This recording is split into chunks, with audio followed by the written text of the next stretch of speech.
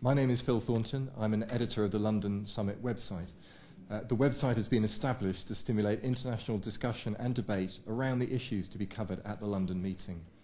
As part of this engagement, we're delighted today to be joined by Lord Malloch-Brown, the Prime Minister's envoy for the London meeting, as well as being the Foreign Office Minister for Africa, Asia and the United Nations. Welcome, Minister. The London Summit, as you know, will bring together leaders of the world's advanced and emerging economies, including the G20, to work cooperatively to restore stability and stimulate global economic growth. But will developing countries, and Africa in particular, be fully and effectively represented at the London Summit? Well, I think yes, and for two reasons. One, the developing countries who are part of the G20 but were not part of the older G8, really it's for them a matter of principle to make sure that they're not just representing their own interests as a sort of middle-income group of countries, but that they are opening the doors to the views and needs of poor countries. So I think, the whole goal of the G20 is to be open and inclusive. But second, the Prime Minister has gone out of his way to reinforce Asian and African representation, to make sure that there are a couple of leaders there who are there because they lead regional organizations rather than because their country would qualify for the G20. So we will have an additional African and Asian leader at the summit table. So what do these countries in Africa, Asia and other developing nations, what do they want the G20 to achieve this April? What are their priorities? Well, they're thinking very big. They, for a while sort of hoped that their economies were delinked from the Western economies, and as late as the first of these summits, which occurred in Washington in November, they hoped this could be dismissed as a kind of financial crisis of Western economies in the Western banking sector. Since then, it's clearly become a global economic crisis that affects households, families, everywhere. So, they've got big ambitions for this. They see the world as at an economic crossroads, and they see their own economies as particularly pinched by what's happening. Their exports are falling, commodity prices are falling, on which many of them depend, and their ability to borrow is decreased. So the economic effects are coming through in all kinds of ways, and they're looking for big solutions. And what can these countries do themselves between now and the summit, both to influence the global debate in the run-up to the summit and also to mitigate the impact of the crisis on their own economies? Well, I've been to Africa and Latin America with the message of, come up with as specific ideas as possible, feed them in through the Sherpa process as early as possible so that there's a chance for other countries to respond to them.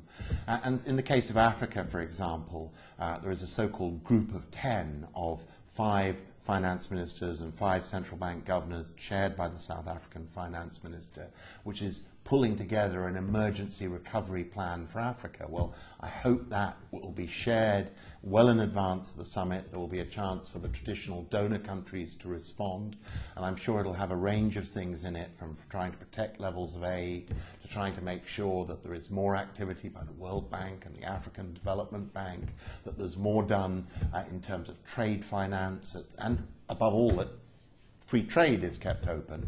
But additionally, they'll want to do some things for themselves. There's a lot of talk in the case of Africa of increasing inter-African trade and of using this as a period, if there's to be public investment as a stimulus, to improve infrastructure, roads and ports, so Africa can trade better with itself and with the world. So I think everybody's looking at ways which will both create and protect jobs in the short term, but also will contribute in the longer term to the viability of their region and its long-term growth. Although it originated in the West, the crisis clearly has global ramifications. You've travelled to many of these countries. I mean, how badly and in what way are poor countries being affected by the crisis?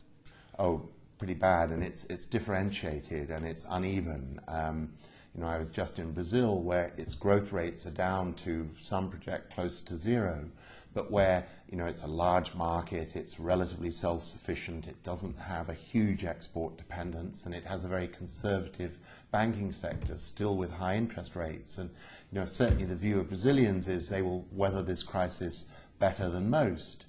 A week earlier, I was in Africa, and during several African visits, in fact, over recent weeks, I've seen the problems that they, or for that matter, smaller Latin American economies now suffer from, and Asian ones too, which is those that could borrow from the global bond markets are finding themselves crowded out because of the big deficit borrowing requirements of many of the Western economies.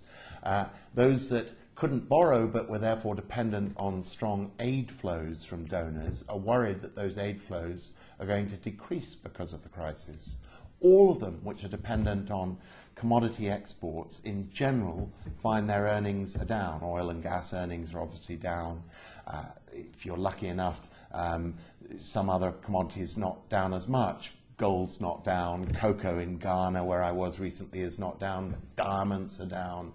So, across a range of things, people are suffering. And because the Western consumer, who's been, if you like, the engine of the global boom, or is quite simply not buying as much.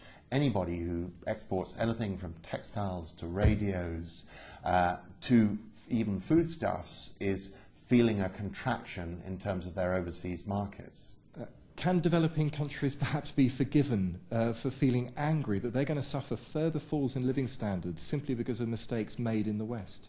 Well, at the moment, because many in developing countries are pretty easygoing about this, I think there's greater anger here in Britain towards bankers than there yet is in developing countries, but they certainly have cause to share it. And one point that I did hear made at the African Union Summit was, come on, the West reaches deep into its pockets to throw billions at its banks when they get into trouble, after years in which it told us it couldn't give us the aid we need because it couldn't afford to. So, there is, an underlying incipient anger about the double standard of we rescue our bankers and our banking systems. Where were we when it was a matter of rescuing their economies and their poor?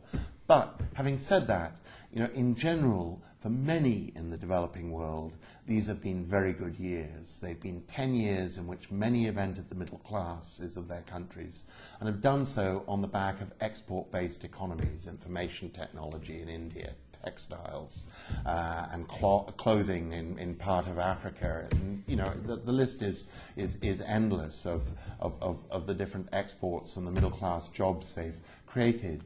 And so, obviously, they, like us, are all invested in the success of this model. Like us, they'd like to make sure it doesn't come off the rails again. So they're very strongly committed to free trade.